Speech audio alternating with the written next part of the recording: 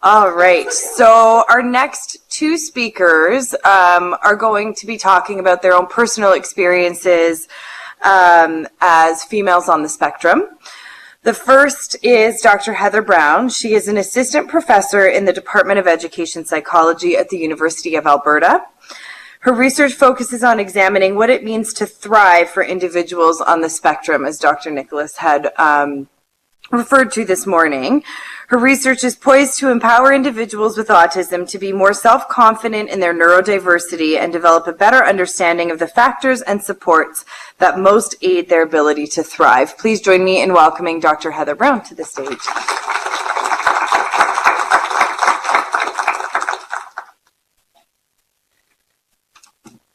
Thank you so much for having me. I really appreciate the invitation, and I've really enjoyed the speakers. Is that better? I've really enjoyed listening to all the speakers today, so I really appreciate the invitation to speak today. So that little girl up there, that's me. So imagine it's the late 1970s, and there's a village in rural Ontario that is so small that there's no traffic light. Now, all the women in this village have gathered at the small church, a short walk from home, for a special brownie potluck dinner. Now imagine a little girl in a brownie's uniform who is staring at a long line of potluck items spread before her. And she chooses nothing. Because this little girl is unable to eat almost any of the foods that she's offered. She eats only Cheerios with milk for breakfast, toast and peanut butter for lunch, and macaroni and cheese for supper, and she eats it every single day. Now imagine that the caring adults around her notice the little brownie is eating nothing. So they say to her, "Why don't you want to eat?" But this little girl, who can't be more than 5, has learned one lesson very well. There is something very wrong with her because she doesn't like to eat. She has seen and heard and endured endless battles around eating, endless trips to doctors and specialists, endless conversations about what is wrong with her. Why doesn't she eat? So when the likely well-meaning mother asks the little brownie, why isn't she eating? The brownie instantly experiences intense shame. And that causes a spectacular meltdown. Because this little girl is unable to regulate the simplest of emotions, and shame is well beyond her ability to cope. But there's a brilliant end to this story. I survived the 80s and 90s and the turn of the millennium. It was really hard. There were a lot of very, very dark days. We didn't know a lot about autism back then, and we certainly didn't know anything about females. I didn't receive my autism diagnosis until I was an adult, and I had a lot of wrong diagnoses before that. But now I'm a professor at the University of Alberta. More importantly, I am an autistic professional who studies autism, and I have a son on the spectrum too. This slide highlights some of the many awards and achievements that I have accomplished because I want to offer you hope that no matter how hard it is right now, it can get better. My biggest obstacle to living well is not my autism. It is my extremely fragile mental health, and my experience is not unique. Cribb and colleagues interviewed parents and their adult children with autism about the extent to which they felt being autistic affected their child's current and future lives. The parents and the adult children both agreed that co-occurring mental health issues were the biggest obstacles to their futures, and they reported severe cases of anxiety, depression, and suicidal behavior. Swedish researchers examined the medical records of over 50,000 individuals with autism. They found that autistics are 7 to 9 times more likely to engage in suicidal behaviors compared to controls. We need to understand why this is happening, and we need to stop it. This is a picture of me and my brother. I am using my own experiences to guide my exploration of how to best support people with autism so that we can learn to thrive. And when I reflect on my own experience, I realize that from a very young age, I internalized that I was bad. I was overly sensitive and overly emotional. My needs were unreasonable. I was unlikable. I wasn't normal. And I had to change. And these beliefs, coupled with the environmental stressors in my life, led to anxiety, panic attacks, shame, stress, depression, meltdowns, and further trauma. My anxiety disorder is necessary for my survival because I have been trained to be hyper-aware almost 100% of the time in order to successfully hide and suppress my natural autistic tendencies. Wherever I am, whether I'm at home, with my family, at school, or at work, I am required to quote-unquote mask my weird and attempt to pass as so-called normal, or what we prefer to call neurotypical. I believe that the problem is that people with autism are taught that we are broken and that who we are naturally is not okay. And that is an absolutely devastating message to internalize. If we want to stop the rapid mental health problems of people with autism, we have to make different choices. We need to stop stigmatizing autistics as less than normal. We must learn to emphasize the positives of neurodevelopmental differences instead. People with autism do not need to be cured. They need help, and they need support, and they need accommodations.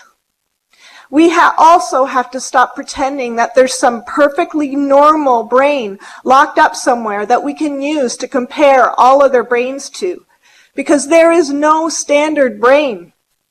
We must learn to appreciate the natural differences in brains.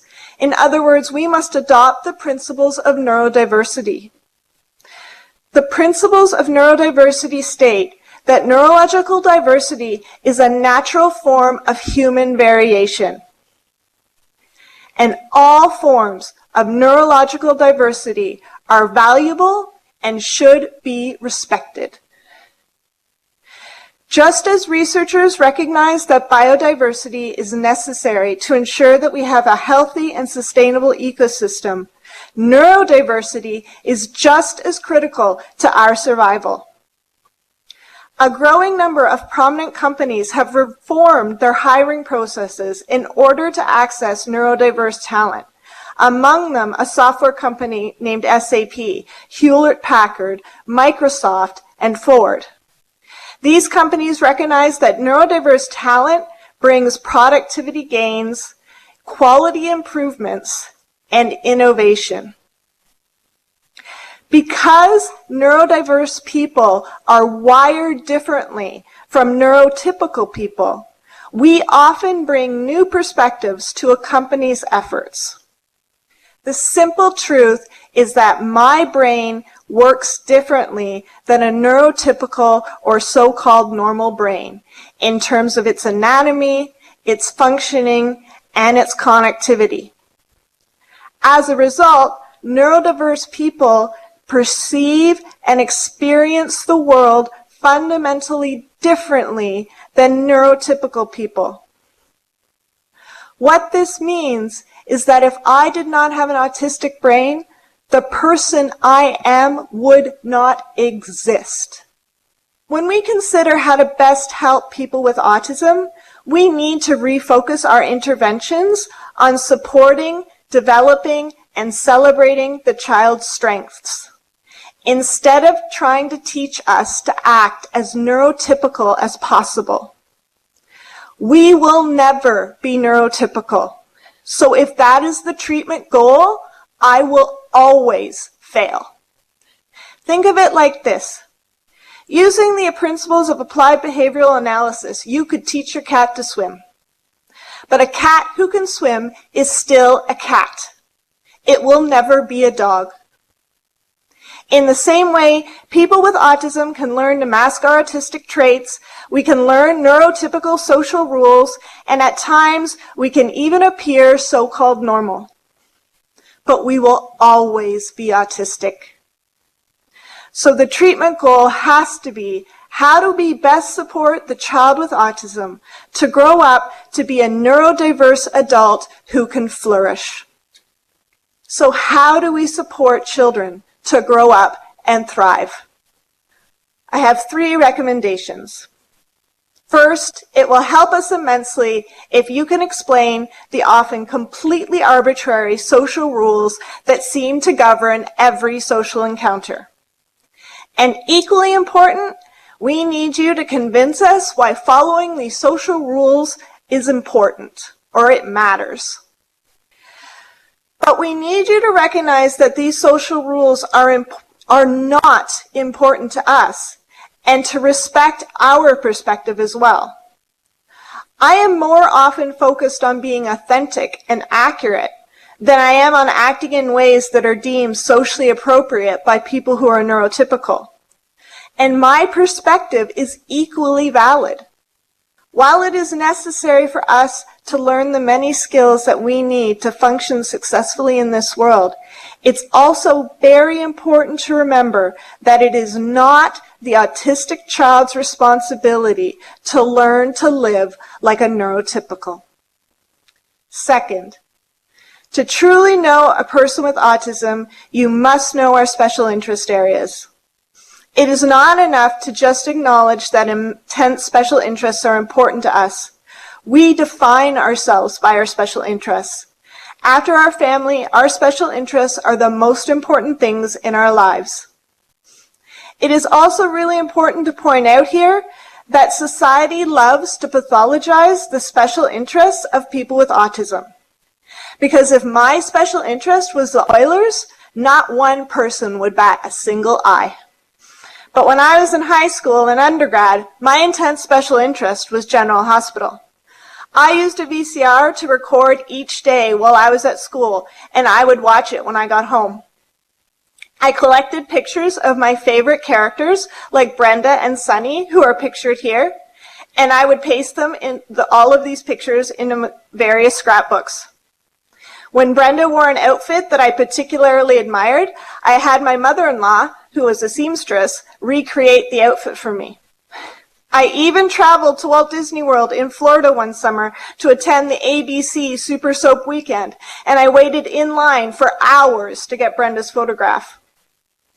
But as you might expect, my mother hated my obsession with General Hospital. We had endless fights about it, often because I refused to ever miss even a single episode. But nothing my mother said or did ever dampened my obsession with General Hospital. However, eventually my interest in GH did wane, although it probably held me in its grip for over a decade. But it did fade, naturally, all on its own. Years later, a psychologist explained that way back then I had used General Hospital to learn about the neurotypical world. In a soap opera, the plots progress very slowly, and all of the emotions are over-exaggerated. So General Hospital became the perfect training ground for me to learn to understand how your brains perceive, understand, and interpret the world. The key point is that while my mother could not see any value in my obsession with General Hospital, my interest was so intense because I was learning. Intense special interests serve as our way to make sense of the world. They give us clear focus, a way to organize the world, and a way to interpret life. To punish someone with autism by removing the special interest is, in essence, to strip us of a large source of comfort, soothing, and strength. A best practice is to merge our special interest areas with what we are learning at school. In fact, doing this may be one of the only ways for people with autism to truly demonstrate our real levels of ability in academic assignments. Thirdly, what I'd like to tell you is what we need or require more than anything else is unconditional love and acceptance. We must have unconditional positive regard. In other words, we need you to love and accept us exactly as we are. But I would argue that we require even more than this. We must hear you talk about our strengths and gifts. We need to regularly hear you tell other people what you love about us, why and how we make your life better, and how we bring you joy. I asked my cousin Sharon, who I basically grew up with, to talk about me as a child and how I brought joy into her life. She answered that I loved her with unfailing loyalty. People with autism have a large number of strengths gifted to them by their neurology. We need to do a better job of acknowledging the strengths and abilities of those with autism. And we must recognize that these strengths represent legitimate ways of being in the world. Compared to the early 80s, today most people know that people with autism exist. But we need more than just awareness that autism exists. Society must ensure that people with autism and other forms of neurodiversity are recognized and respected for their strengths and talents. Thank you.